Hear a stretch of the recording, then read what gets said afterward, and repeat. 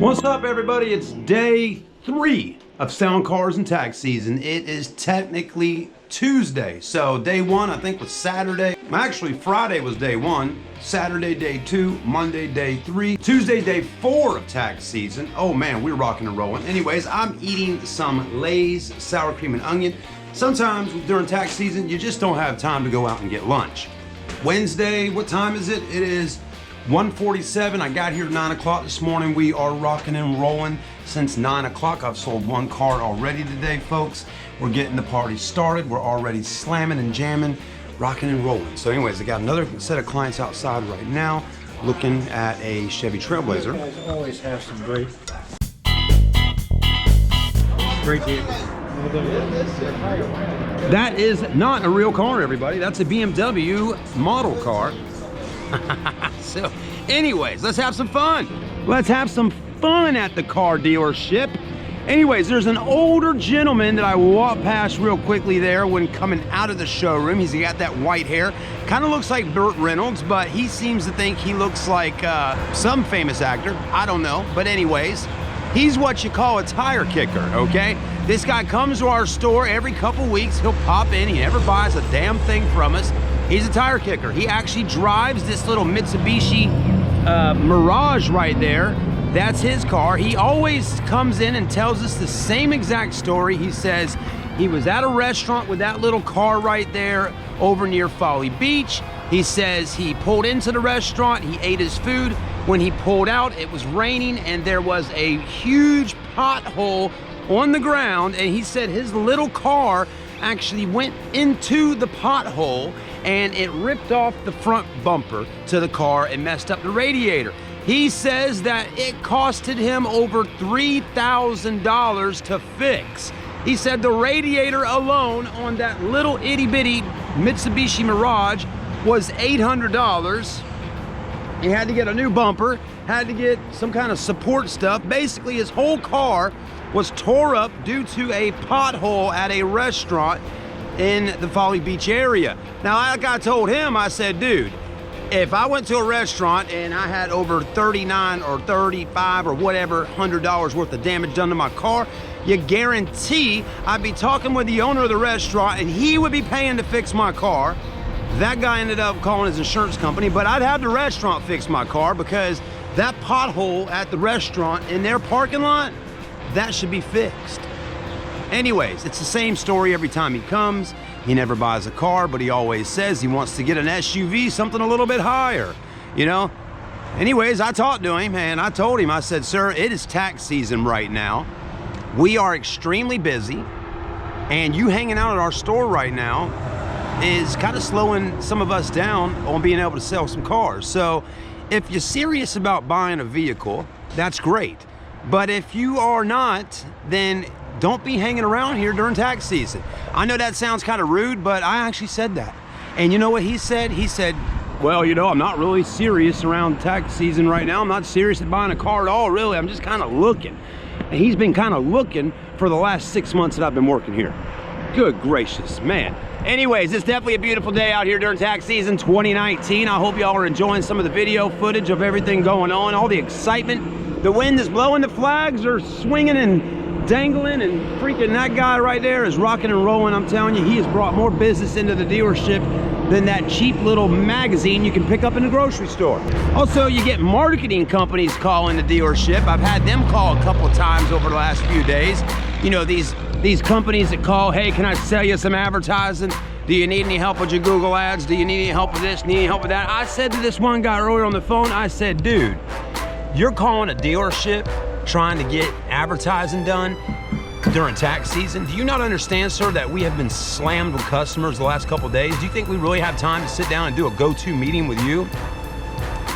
We don't need advertising this time of year. We got the cars. They advertise themselves. They got Chad. I think these marketing companies don't understand who the hell the dealership's got, okay? They got Chad up in here, and Chad's doing the advertising, okay? It ain't costing this dealership a damn penny other than having to pay me a commission on a car. Let's hope our customers come back soon.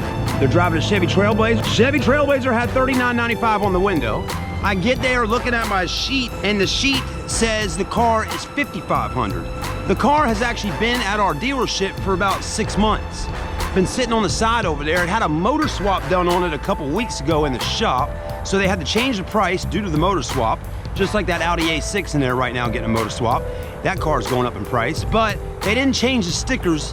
So I figured the car was $39.95. I listed it online for $39.95. I got a customer on it for $39.95. And then the owner says, well, you gotta walk outside and tell them that it's $5,500. So I do that, and they're like, what? They're like, you're playing games with me, Chad. Really? You're playing games, man. $5,500? Really? I explained the situation. Well, luckily, the owner comes out. He goes, Chad, I just let you know, man, if they decide to buy the car, I'll honor the price on the window plus tax, tags, and fees. So we're talking $39. Now we're at $4,500. Good gracious.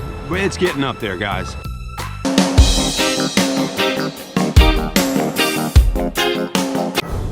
All right, everybody.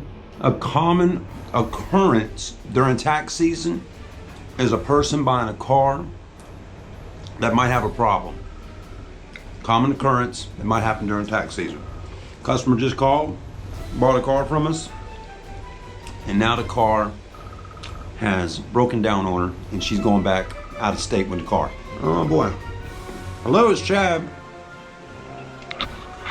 Oh, hey man, how you doing? Oh, I could look it up on the caller ID right here. Sold that Dodge Caliber earlier to that girl from Georgia. She's on the side of the road on the interstate right now, broke down. Said the transmission. Yeah, well, she called the store. I picked it up, and they automatically started telling me all this stuff. But I told her on the phone. I said, "Did you buy a warranty?" You know, told you it's as is. But basically, transmission. The car won't drive past like 30 miles an hour right now, or something like that. Okay, I'm gonna text you her number right now. It's right here on my phone. All right, later. So, you gotta buy a warranty, people, okay? I mean, that's the whole thing. I understand selling inexpensive cash cars, but when we're selling cars that have over 200,000 miles for $2,100, because that car was $2,150 with 220,000 miles on it, those girls literally were here less than an hour. Like, I had customers last night looking at a Mazda that drove 6 cars. I mean, it took them forever, but they found a car. You don't hear them calling me back right now, but those girls were here, bought that car within an hour, and got the heck out.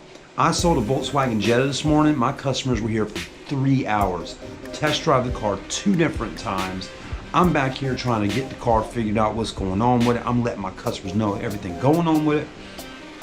Then at that point, you tell them, if you want to get a warranty, they decline on the warranty. You can't do anything. If they don't buy the warranty, it's on them once they pull out the driveway. I made my customers very clear on that today. I said, guys, when you leave today and you're going back up to North Carolina, if the car breaks down, it's yours. Yes, sir, we understand.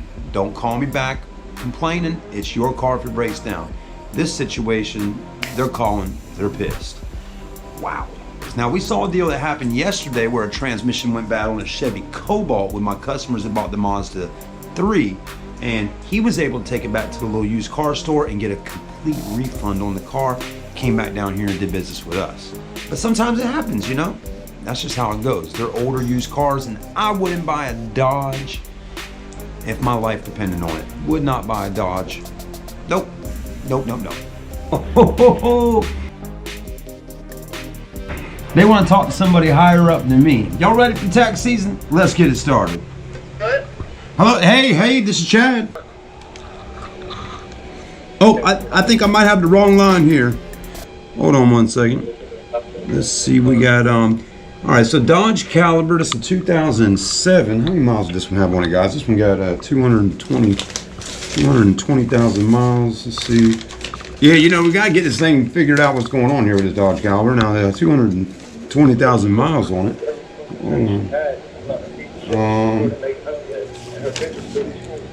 Right, you know, I'll tell you one thing, they're here less than an hour at the store, and we got to get this figured out. So if you guys really know about the issue, like you think you do, Hold on. then why don't you just have the technically get your garage, have the issue is fixed, pay for it, or Right, is she able to get back up here today? Justin. Oh, I mean, How- the car's not going to make it back up there. I still Oh. made it to Georgia to my kids. Are you on? Have you got them on 95 yet? Interstate 95? I didn't take 95. I'm on 301.